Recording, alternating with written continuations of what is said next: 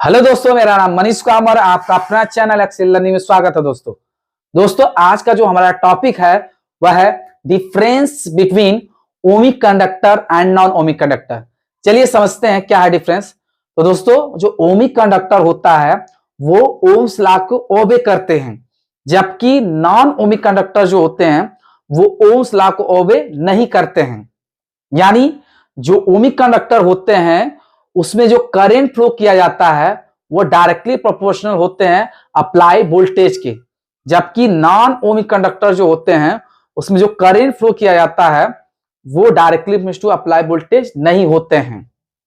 ठीक है, और क्या क्या डिफरेंस हो सकते हैं, उसका एग्जाम्पल क्या है, चलिए वन बाय वन करके समझते हैं और रिटर्न करते हैं। तो हमारा जो फर्स्ट हमने जो बताया उसी को रिटर्न कर लेते हैं।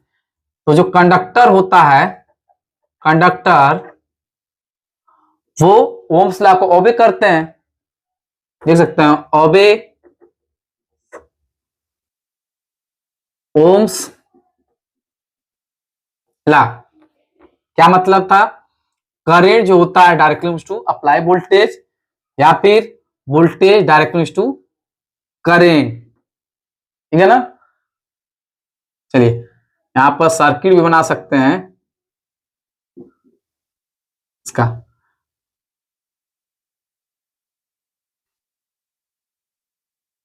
इसका रेजिस्टेंस हो गया, ये वोल्टेज हो गया और ये क्या है, करंट। क्लियर है।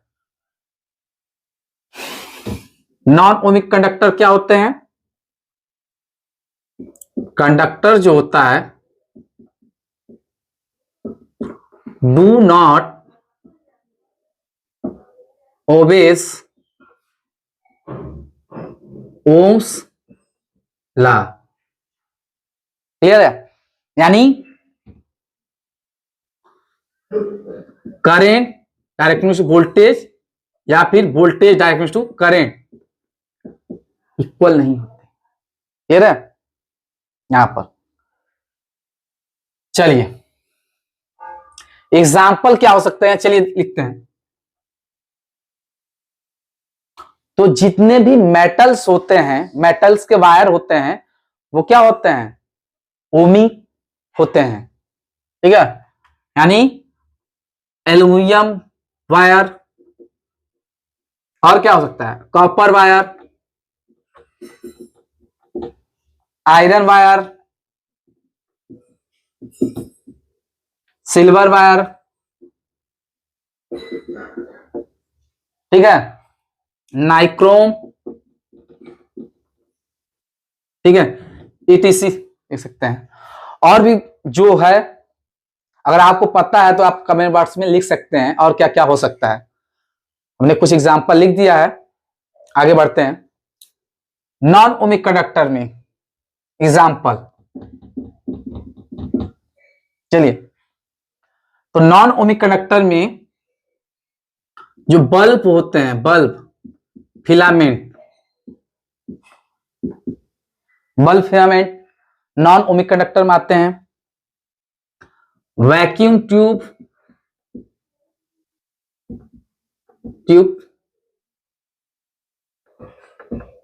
वैक्यूम ट्यूब जो होते हैं नॉन ओमिक में आते हैं। और क्या एग्जांपल हो सकता है, transistor, transistor, LED, LED bulb जो होता है उसी को बोलते हैं, तो लेड। ठीक है, और क्या होता है, सेमी कंडक्टर, इंपॉर्टेंट है ये, सेमी कंडक्टर। सेमी कंडक्टर जो होते हैं वो नॉन ओमिक में आते हैं। और सेमी कंडक्टर होता क्या है, तो जो सिलिकॉन होते हैं, जर्मेनियम होते हैं, वो क्या होते हैं, सेम नॉन ओमिक कंडक्टर होते हैं। क्लियर है। चलिए सेकेंड डिफरेंस क्या हो सकता है, तो इसका जो वी आई ग्राफ प्लॉट करेंगे अगर ओमिक कंडक्टर का, यानी वोल्टेज करंट ग्राफ जो होता है वो लीनियर होता है। ऑलवेज हम बोलेंगे तो ज्यादा बेटर है, वो ऑलवेज लीनियर होता है। लीनियर, और एक कंडीशन है, वो क्या है, वो पास करना चाहिए हमेशा ओरिजिन से।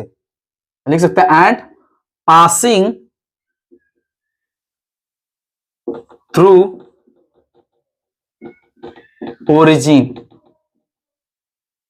क्लियर है, वो हमेशा ओरिजिन से पास करना चाहिए। इसे एग्जाम्पल में ग्राफ बनाते हैं इसका। तो ये मान लेते हैं करंट हो गया, एक्स एक्सिस के खिलाफ, वाई एक्सिस के खिलाफ वोल्टेज रख दिया। तो इसका जो ग्राफ होगा इस तरह प्लॉट है। तो ये ओरिजिन से स्टार्ट है, तो ये ओम्स लॉ को ओबे कर रहा है। लेकिन अगर मैं ओरिजिन को छोड़ करके इस तरह क्या करूं, ये लीनियर तो है, देखिए लीनियर स्लोप है इसका, बट ये ओम्स लॉ को ओबे नहीं कर रहा है। क्यों? क्योंकि ये जो है ओरिजिन से स्टार्ट नहीं हो रहा है। क्लियर है ना? चलिए यहां पर भी आई, यहां लिख सकते हैं नॉट ओबे। सेकेंड डिफरेंस इसमें देख लेते हैं। तो यही है डिफरेंस, बट इसमें क्या होता है, ये नॉन लीनियर ग्राफ होगा इसमें, यानी जो वोल्टेज करंट ग्राफ होगा वो क्या होगा, नॉन लीनियर। ठीक है, यानी इसका जब ग्राफ प्लॉट करेंगे वी आई का, तो इसमें होता क्या है कि जैसे स्टेप तो जाता है तो सीधे ऐसे चले जाना चाहिए, और इसका हल्का सा कर्व हो जाता है इस तरह। और इतनी बिहेवियर क्या हो कर रहा है, नॉन ओमिक बिहेवियर। क्लियर है? चलिए और भी ग्राफ प्लॉट कर सकते हैं, इस तरह जिगजैग करके कर सकते हैं। ये भी हाई ग्राफ हो सकता है, पैरागोला ग्राफ हो सकता है।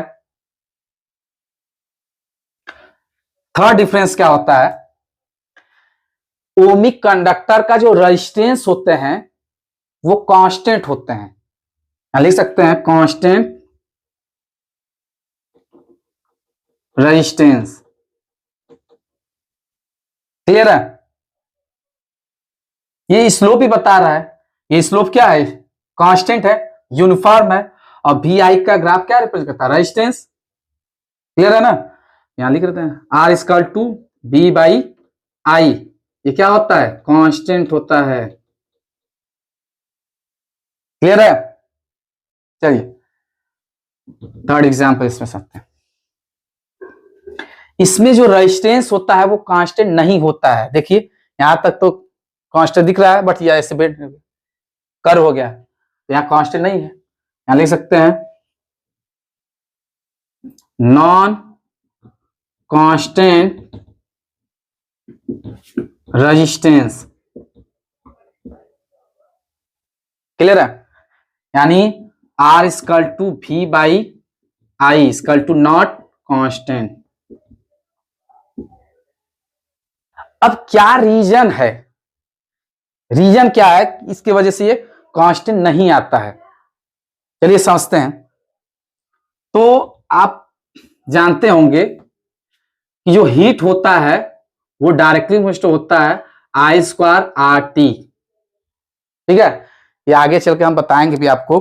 हीटिंग इफेक्ट में जो हीट होता है वो डायरेक्टली होता है square of current and directly to resistance and directly to time होता है। इसी को हम बोलते हैं joule's law, joule's law heating effect.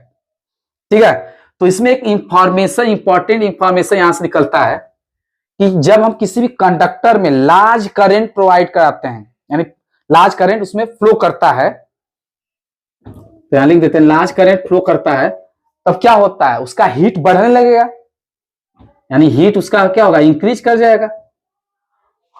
ठीक है ना? और जब हीट इंक्रीज करेगा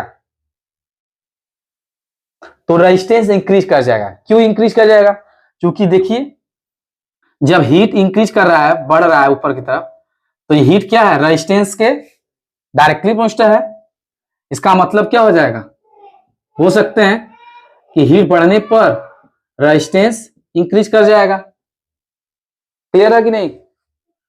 और इसलिए जब रेजिस्टेंस इंक्रीज करेगा तो कहां कांस्टेंट है, तो रेजिस्टेंस कांस्टेंट नहीं रह जाएगा, यानी वेरिएबल हो जाएगा रेजिस्टेंस। तो या तो अब करंट इंक्रीज करेगा तो रेजिस्टेंस इंक्रीज कर जाएगा, और करंट डिक्रीज करेंगे तो रेजिस्टेंस डिक्रीज करने लगता है।